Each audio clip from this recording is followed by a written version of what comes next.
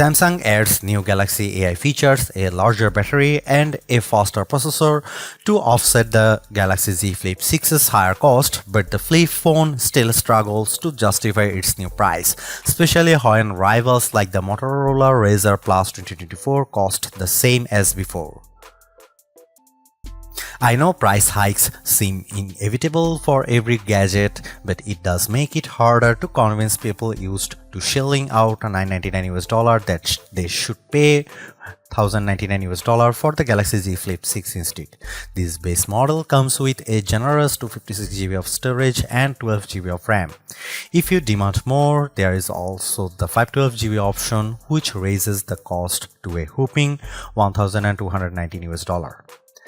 This inherently is a disadvantage for the Flip 6, especially when its closest competition is the $999 Motorola Razr Plus 2024. You also need to remember that the Galaxy Z Flip 6 is competing with other traditional flagship slates in the $999 range like the iPhone 15 Pro and Pixel 8 Pro.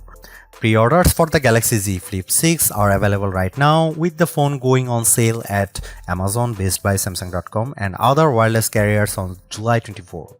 There are a total of 4 color options to choose from: silver, shadow, yellow, blue and mint. Samsung.com also features a trio of exclusive colors crafted black, white and peach. At first glance, it doesn't look like much has changed with the design of the Galaxy Z Flip 6, which sports a familiar trim and aesthetic as last year's Galaxy Z Flip 5. The phone remains incredibly compact when closed, and its armor aluminum frame gives the Flip a solid feel in the hand. However, the Galaxy Z Flip 6 is not as ergonomic as I'd like because its flatter edges. The only visible difference with the design this time around is how the outlines of the camera lenses are accented by the same paint job as the phone, giving the phone a much more pleasing contrast. Speaking of trims, I really like the pastel-like color Samsung's using for the Galaxy Z Flip 6, like my blue colored review unit.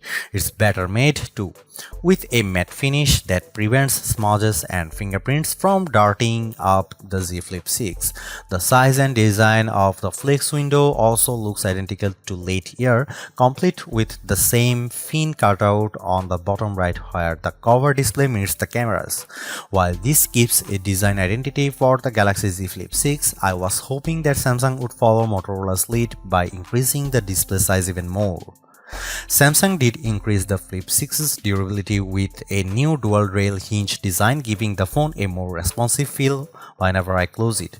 More importantly, however, the crease in the middle of the phone is much more subdued. In fact, I'd argue it's less noticeable than the Razr Plus 2024 crease.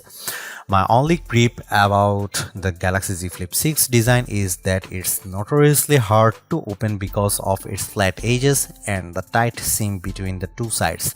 I wish there was a lip of some kind around the edge, because even getting my fingernails in between the two halves to properly open, so unfolding the phone one-handed is harder. On another note, I am delighted by the dose of personalization that's added to the Flip 6 when it's paired with the new Flip suitcases that combine interactive block screens to the flex window. There are even a couple of new ones I checked out with built-in LEDs that light up the back of the phone, which takes power via the phone's wireless charging. These add-ons go a long way to make people take notice of the phone. I am very excited for the cameras in the Galaxy Z Flip 6. That's because the phone now features an upgraded 50MP main camera paired with 12MP ultra-wide lens. The former is a huge step up from the Z Flip 5's 12MP camera, but it is made better because of how the Galaxy Z Flip 6 leveraged pixel mining to offer a reasonable 2x zoom with optical-like quality. This is the smarter way to approaching the camera, seeing that it effectively offers the range in most triple camera setups, but with a more compact dual camera arrangement instead. There is also a new camcorder mode, just like on the Razr Plus 2024, that gives a nostalgic feel when the phone's folded in the halfway position, complete with zoom control at your fingertips. Another new feature is the intelligent way the Galaxy Z Flip 6 can frame my shots with AI zoom.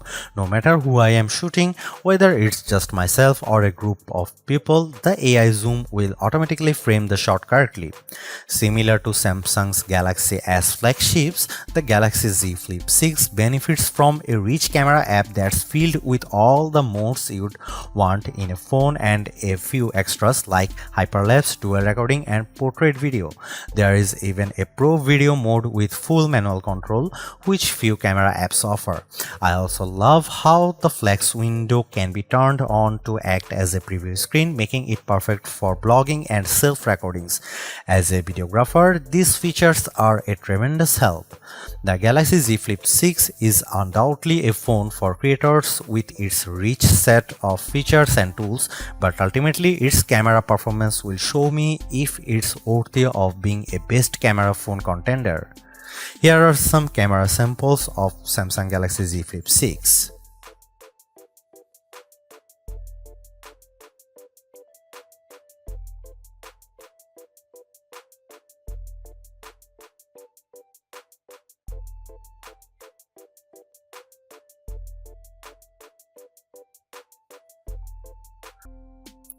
I genuinely like the Galaxy Z Flip 6.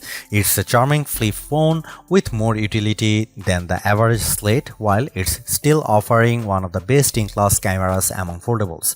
There are also the handful of new Galaxy AI features that add a dash of extra convenience into the mix.